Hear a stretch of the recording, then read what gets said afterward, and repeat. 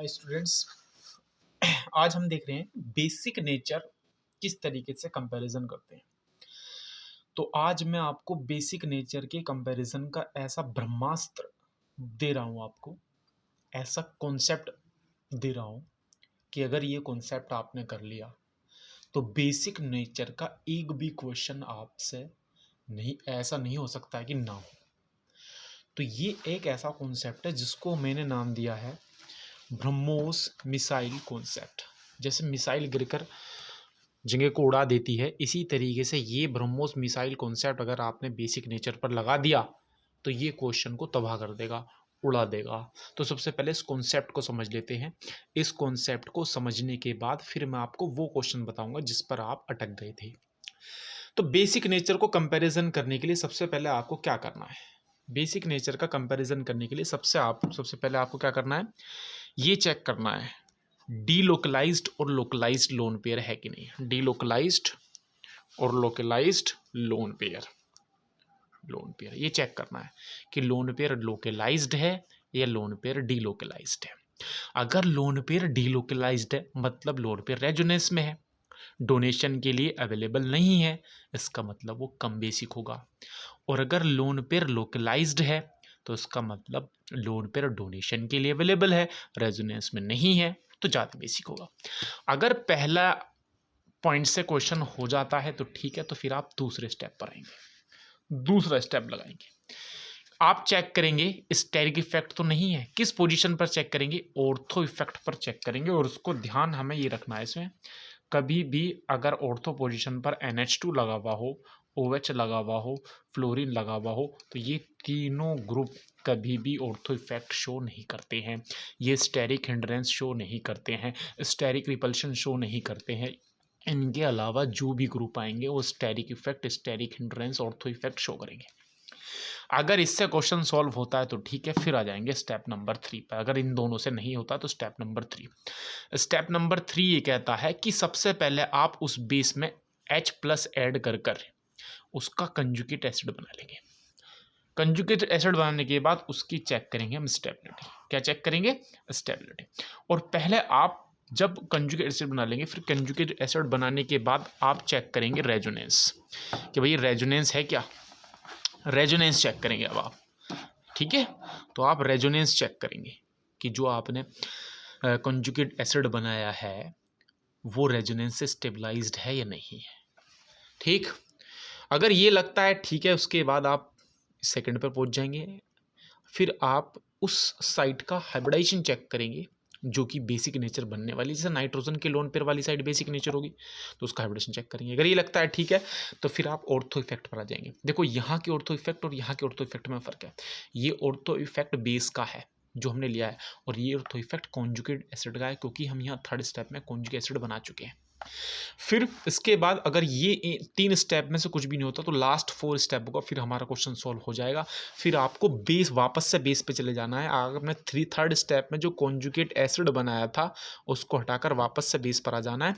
और उस बेस का, जैसे कि नाइट्रोजन पर बेसिसिटी अगर आप चेक कर रहे हैं तो उस बेस पर अदर एटम्स और ग्रुप जो लगे हुए हैं स्ट्रक्चर में वो क्या इफेक्ट डाल रहे हैं चेक करना है।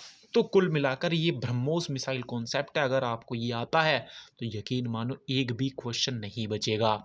मैं आपके सामने 4 से 5 क्वेश्चन करके दिखाऊंगा। अगर उनमें से एक भी क्वेश्चन इस कॉन्सेप्ट से बाहर हो तो ये कहना कि सर आपने झूठ बोला था, आपने गलत बताया था, आप झूठ बोलते हो, आप गलत बताते हो, हमारे समझ नहीं आया, हमारे पल्ले नहीं पड़ा, ठीक है। चलें तो पहले क्वेश्चन से शुरू करते हैं।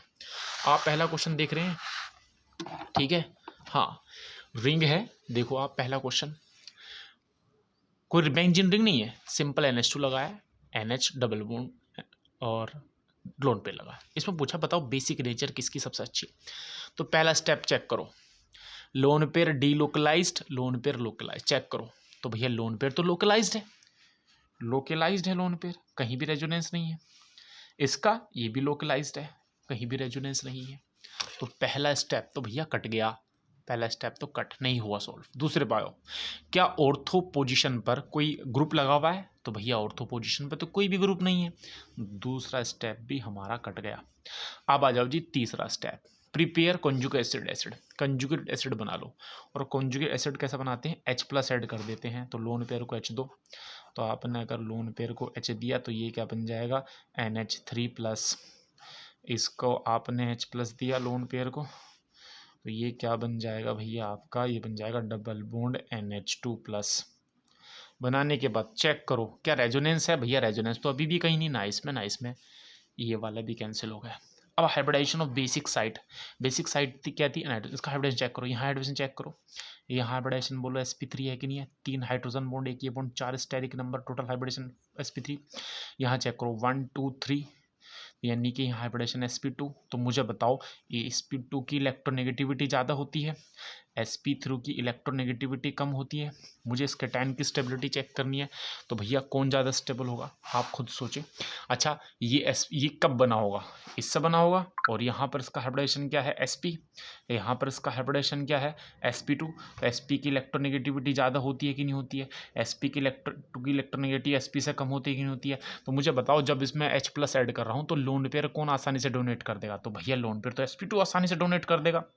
सोचो ना आप, sp2 आसानी से लोन पेयर डोनेट करके ये कैटायन बनाएगा, यहाँ sp बड़ी मुश्किल से लोन पेयर डोनेट करके ये कैटायन बनाएगा। कुल मिलाकर जो sp2 हाइब्रिडाइज्ड कैटायन बना है और sp3 हाइब्रिडाइज बना है, इसमें sp2 बड़ी मुश्किल से बना होगा, क्योंकि ये इलेक्ट्रॉन लोन पेयर डोनेट नहीं करना चाहता। इसका मतलब इसकी बेसिक नेचर कम है कि नहीं है, बोलो इसकी बेसिक नेचर कम है कि नहीं है। तो इन दोनों में ज़्यादा बेसिक कौन हुआ, फर्स्ट वाला ज़्यादा बेसिक है। बताओ क्लियर है कि नहीं। चले अब सेकंड क्वेश्चन पर आ जाओ, सारे इसी उससे करूँगा मैं। चलो लगाएं जी सेकंड क्वेश्चन ये बोलता है, आप खुद सोचिए। सेकंड क्वेश्चन ये है हमारा, लोन पेयर लोकलाइज्ड है, नहीं यार डीलोकलाइज्ड है, क्योंकि लोन पेयर रेजोनेंस में फंसा हुआ है, पाई सिग्मा लोन पेयर इधर रेजोनेंस में है। क्या ये वाला लोन पेयर लोकलाइज्ड है, हाँ बिल्कुल ये लोन पेयर लोकलाइज्ड है, क्योंकि यहाँ कोई रेजोनेंस नहीं है। तो यार ये तो पहले पॉइंट से ही क्लियर हो गया, पहले पॉइंट से ही क्वेश्चन सॉल्व हो गया। मतलब ये लोन पेयर डीलोकलाइज है, डोनेशन के लिए अवेलेबल नहीं है, ये लोन पेयर लोकलाइज्ड है, डोनेशन के लिए अवेलेबल है। तो ज़्यादा बेसिक नेचर किसकी होगी, सेकंड की। ये भी क्वेश्चन सॉल्व। नेक्स्ट क्वेश्चन क्या होगा, आप देखिए वही स्टेप लगाएं। लोन पेयर क्या है भैया, डीलोकलाइज्ड।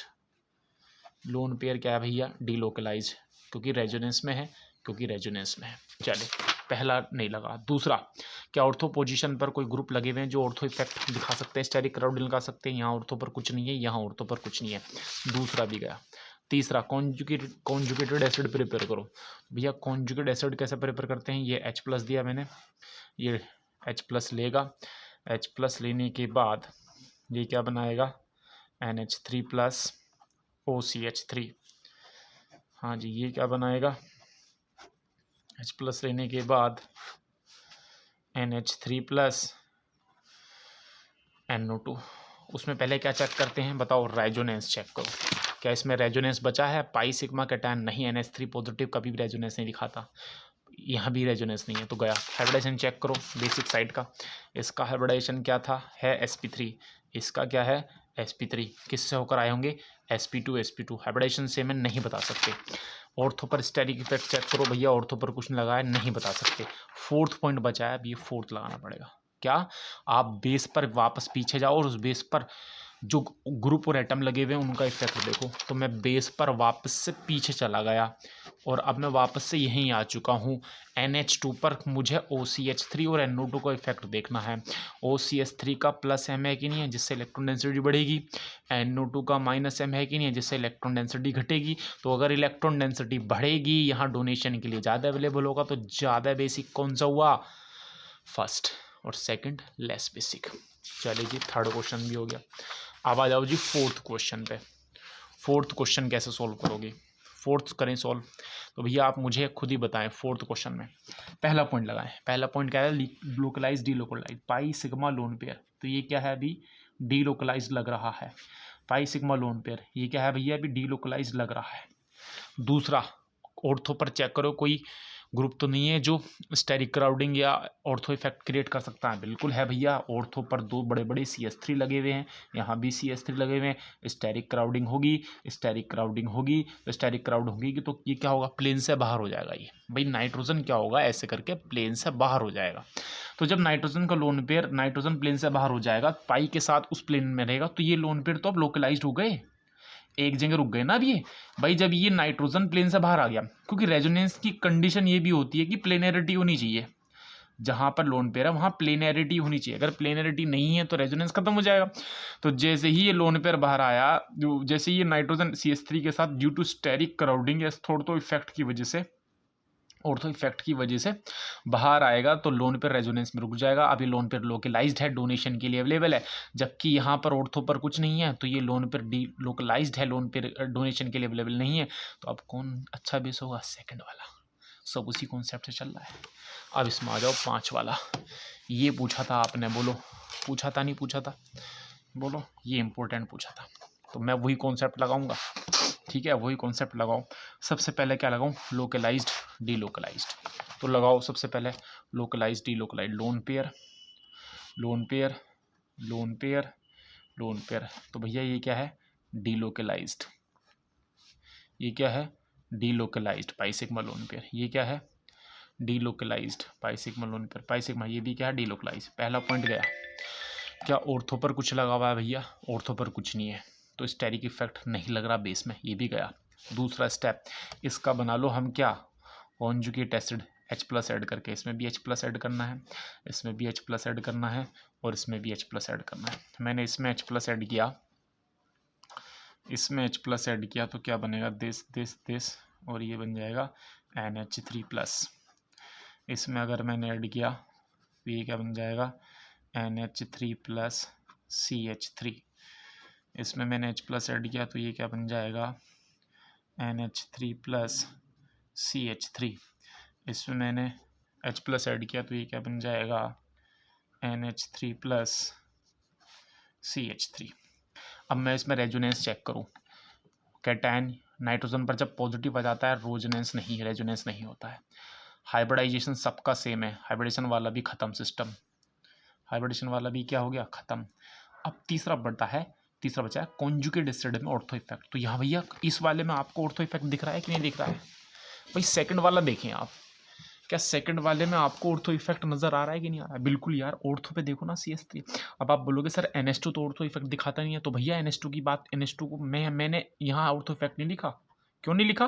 क्योंकि यार NH2 नहीं दिखाता ना CH3 के साथ, NH2 छोटा ग्रुप है। लेकिन जैसे ही NH2 ने H+ लेके ये NH3 में कन्वर्ट हुआ, अब ये ग्रुप बल्की हो चुका है, तो अब ये CH3 के साथ ऑर्थो इफेक्ट शो करेगा, स्टेरिक क्राउडिंग शो करेगा, जिससे NH3 प्लेन से बाहर आ जाएगा। और प्लेन से जैसे ही अच्छा, स्टेरिक क्राउडिंग से रिपल्शन लगेगा, स्टेरिक क्राउडिंग से रिपल्शन लगेगा, और रिपल्शन से मॉलिक्यूल की एनर्जी बढ़ेगी, मॉलिक्यूल की एनर्जी बढ़ेगी, मॉलिक्यूल की एनर्जी बढ़ेगी, तो ये स्टेबिलिटी कम होगी। स्टेबिलिटी कम होगी तो आप मुझे खुद बताओ, क्या ये वाला मॉलिक्यूल चाहेगा कि ये मैं H+ लेके इसमें कन्वर्ट हो जाऊँ? क्योंकि अगर ये H+ लेके इसमें कन्वर्ट होगा तो अल्टीमेटली इसकी एनर्जी बढ़ेगी, स्टेबिलिटी घटेगी। और मैंने आपको पढ़ाया था स्टेबल दी एनायन स्ट्रॉन्गर दी एसिड, इसी तरीके से बेस के लिए होता है, stable the cation stronger the base. मैं लिख देता हूँ, stable the cation stronger the base. बात समझ में आ रही है? तो उसका मतलब हर हाल में इस मॉलिक्यूल की एनर्जी बहुत ज़्यादा बढ़ जाएगी। इस पर फर्क नहीं पड़ेगा कि ये EDG है या EWG है। हालांकि अगर मैं मान के चलूँ तो CH3 हाइपर कॉन्जुगेशन से EDG होगा, लेकिन इससे कोई मतलब नहीं उस चीज़ से। जब ये प्लेन से बाहर होकर स्टेरिक क्राउडिंग लग के एनर्जी बढ़ा ली, अब इसको स्टेबिलिटी से कोई मतलब नहीं, अब स्टेबल हो ही नहीं पाएगा। बात समझ रही है? तो सबसे खराब हो गया। क्यों सबसे खराब? इसने अपनी एनर्जी इतनी घटा ली है कि ये जा ही नहीं रहा है, ये मॉलिक्यूल चाह ही नहीं रहा है कि लोन पेयर डोनेट करके इसमें कन्वर्ट हो, इसलिए सबसे खराब क्यों। अब बात करेंगे इन दोनों में, ठीक है, इन तीनों में जो बचे हैं, एक तो P बचा है, एक R बचा है, और एक S बचा है। तो अगर मैं इन तीनों में बात करूं तो फिर से फर्स्ट पॉइंट से डीलोकलाइज्ड है, बिल्कुल पहला पॉइंट गया। ऑर्थो पर कोई ग्रुप नहीं है, दूसरा पॉइंट गया। तीसरा बताओ, कंजुगेट एसिड बनाओ, कंजुगेट एसिड बना लिया। रेजोनेंस चेक करो, तीन में रेजोनेंस नहीं है, खत्म करो। दूसरा हाइब्रिडेशन सेम है, खत्म करो। ऑर्थो पर ग्रुप लगा हुआ है, नहीं है तो ये भी गया। अब फोर्थ पर जाओ। फोर्थ स्टेप क्या था कि वापस से बेस पर जाओ और बेस पर चेक करो कि NH2 की डेंसिटी पर क्या ग्रुप का कोई फर्क पड़ रहा है। बिल्कुल पड़ रहा है। इसमें मेटा पे है, इसमें पैरा पर, इसमें कुछ भी नहीं है। तो बताओ, मेटा वाला तो प्लस आई इफेक्ट से डेंसिटी बढ़ाएगा, पैरा वाला हाइपर कंजुगेशन से बढ़ाएगा, और यहाँ पर बढ़ाने वाला कोई नहीं है। तो सबसे ज़्यादा इलेक्ट्रॉन डेंसिटी किस में बढ़ जाएगी? हाइपर कंजुगेशन पे, क्योंकि हमें पता है सबसे पावरफुल रेजोनेंस, फिर हाइपर कंजुगेशन, फिर इंडक्टिव इफेक्ट। रेजोनेंस तो यहाँ है ही नहीं, मैं हाइपर कंजुगेशन और इंडक्टिव इफेक्ट में देख रहा हूँ। तो इंडक्टिव इफेक्ट सबसे ज़्यादा बढ़ा देगा, तो सबसे ज़्यादा बेसिक क्या होगा? S। फिर उसके बाद हाइपर कंजुगेशन के बाद इंडक्टिव इफेक्ट वाला, फिर R, और फिर जिस पे कुछ भी नहीं लगा हुआ है P। क्यों? तो सबसे खराब हो गई होगा। क्यों सबसे खराब हो गई होगा? तो हमें यहाँ क्या जानने को मिला? तो आप हमें जानने को ये मिला, आप ये याद रखेंगे कि जब भी एनिलीन के NH2 एनिलीन के ऑर्थो पर कुछ भी ग्रुप लगा हुआ हो, G, एनी ग्रुप, ये इलेक्ट्रॉन डोनेटिंग ग्रुप भी हो सकता है और इलेक्ट्रॉन विड्रॉइंग ग्रुप भी हो सकता है। अल्टीमेटली इसकी बेसिसिटी कैसी हो जाती है? कम। और यहाँ तक कि सिंपल एनिलीन से भी कम हो जाती है, एनिलीन से भी कम हो जाएगी, है ना। तो ये एनिलीन का ऑर्थो इफेक्ट है कि जब भी एनिलीन के ऑर्थो पर कोई ऐसा ग्रुप लगा हुआ हो जो बल्कि हो, जैसे कि CH3, बल्कि कौन नहीं है? NH2।